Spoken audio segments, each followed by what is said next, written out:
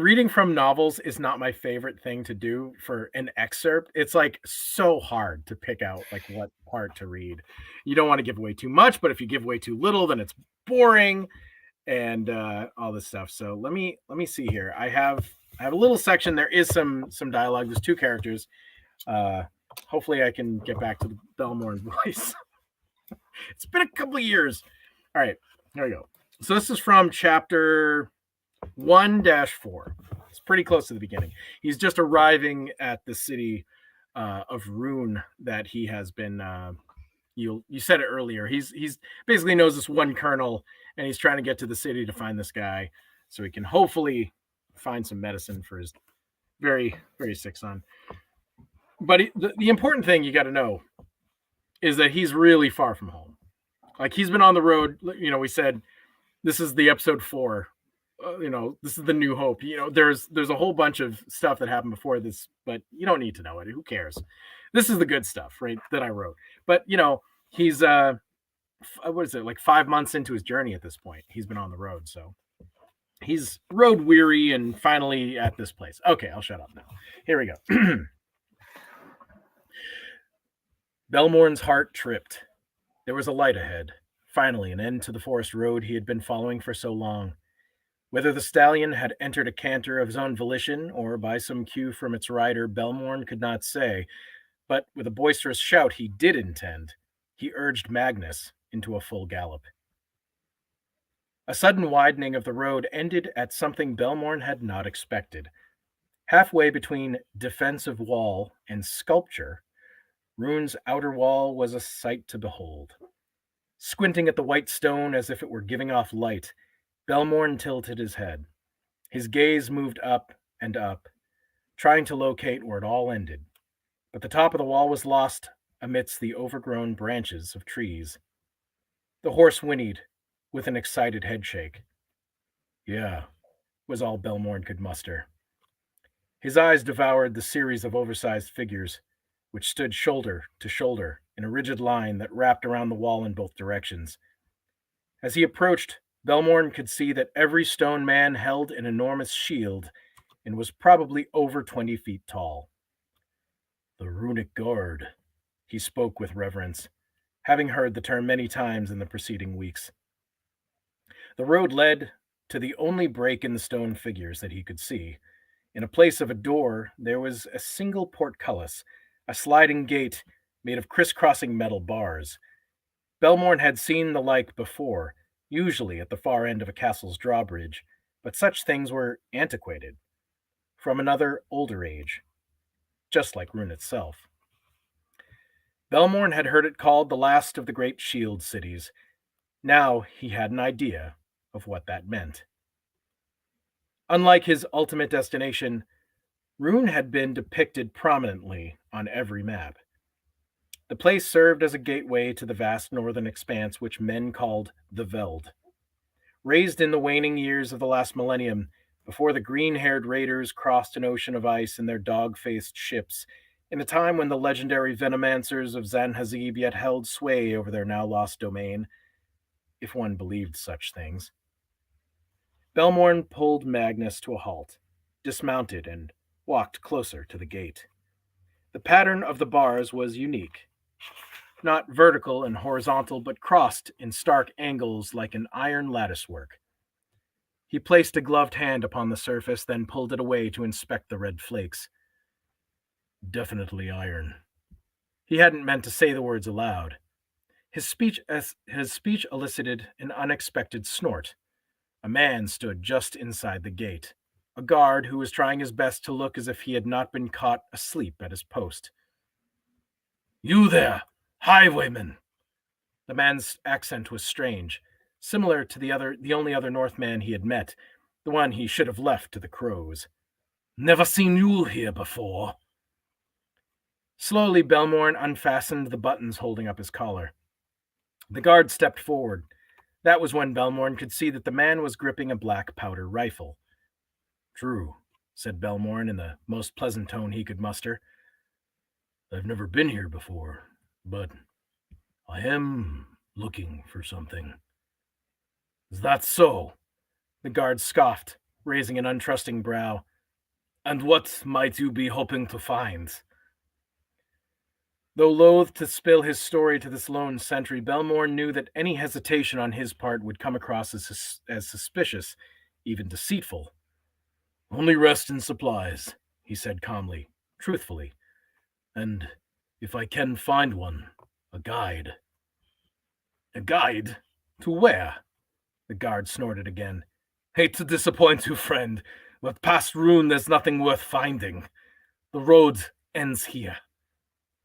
Belmorn lowered his head and grinned a knowing grin. "Fortunately for me, it goes a bit farther on, I'm afraid. I'm headed for a small mining village called Jace. Do you know it?" Hearing the name caused a subtle shudder in the guard. Attempting to recompose, he nodded. "I do, but as I said, it's not worth finding. Silver stopped flowing near 10 years back." Belmorn flashed a scornful glare. "Didn't come all this way for silver." The guard coughed up a laugh. "Nothing else in Jace.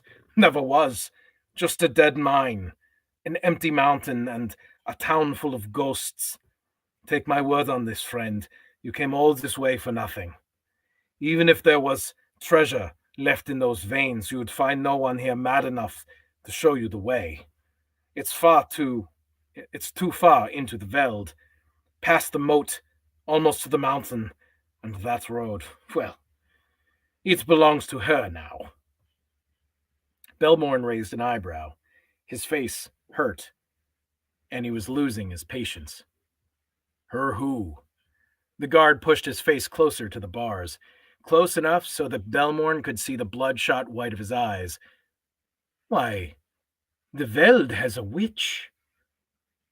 Slithered into these parts about the same time the silver stopped flowing." The guard studied Belmorn's face. "I promise you this, friend.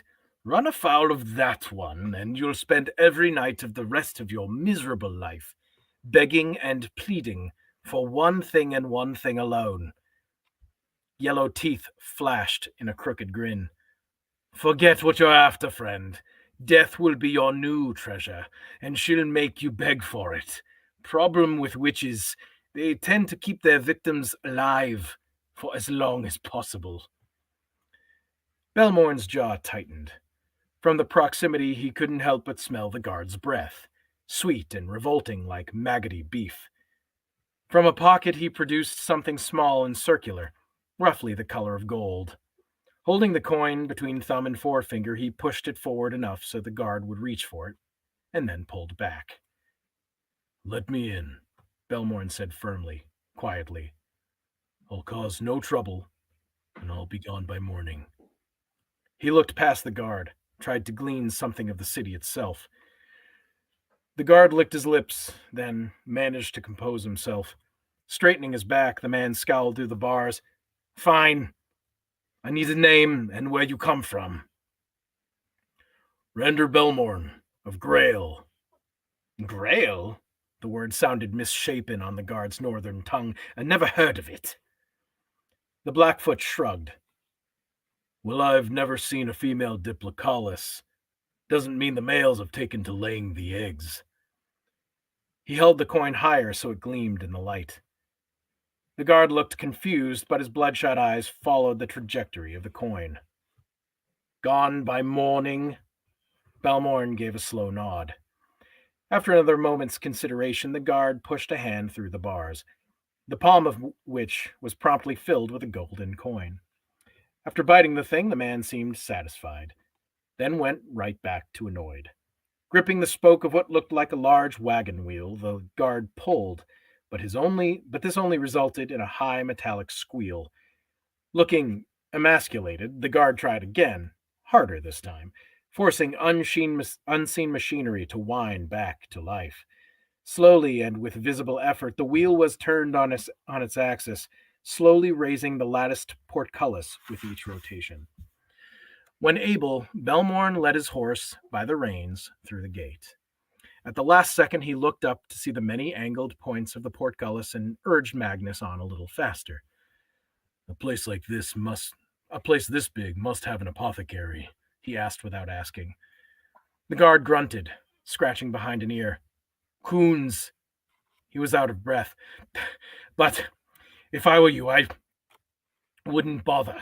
Not tonight. Balmorn stopped. Why not? Because by this hour, Graydon Coon will be too far deep in his cups to be of any use. For a peddler of wellness, the man is as cordial as a viper when drunk. The guard frowned. Better to try in the morning when he's only hungover. Shop won't be open, but if you bang hard enough on the door, you might get lucky. As for tonight, find the Folly.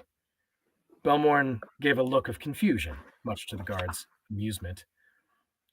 Rune's still got 2 working taverns, but that's the one you want. Ask for Otma. She'll set you up with a bit of food. Maybe a bed, if she's in the mood. Again, the guard bit down on the golden coin. Head down this road, this main road there. It widens about a quarter of a mile down into the square. By this hour, it will be the only place with the lights still on. Again, Balmorn felt his lip throb. After sparing a semi-grateful nod for the guard, he moved away from the gate and into the last of the great shield cities.